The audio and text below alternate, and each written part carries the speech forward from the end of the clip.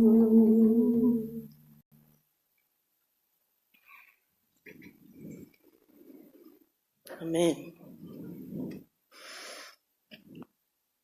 Gemar Chatima Tova, Shabbat Shalom.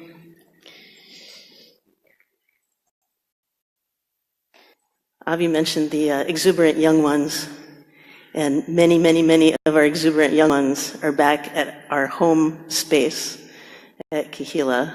There's a wonderful children's service, family service happening in our sanctuary, and a wonderful service happening in our social hall. I imagine the energy there right now is a little different than what we're having here, but we send our love across the lake and down the street to the other part of our people who are gathered there, and we send our love also out to everybody who's joining us by live stream, either the audio stream through Kehilla or the audio and video stream through JVP.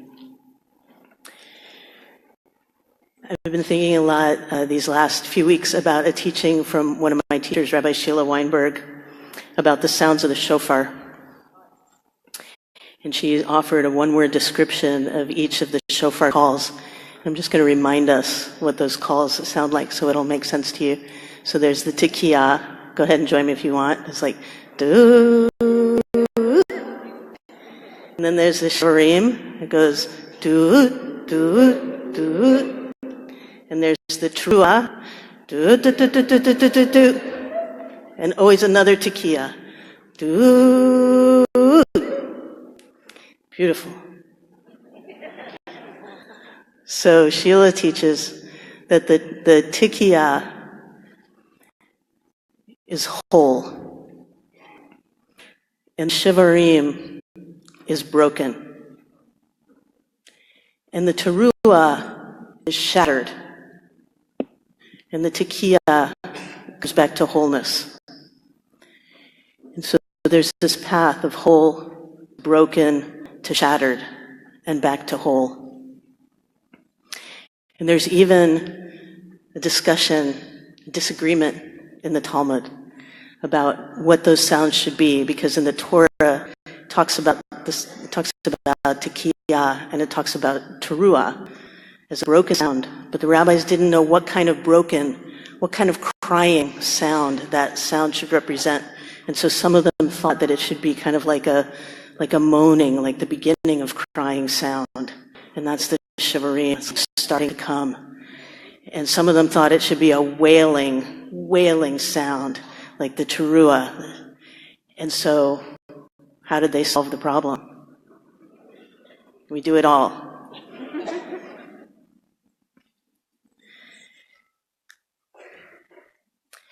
So this evening and tomorrow night, we get to move through this process that the shofar calls invite us into. Maybe we start tonight feeling whole, and as we move through the beginnings of this softening of these prayers and this liturgy, things will open up, start to break a little bit, and at some point during this cycle, there might be a moment of shattering.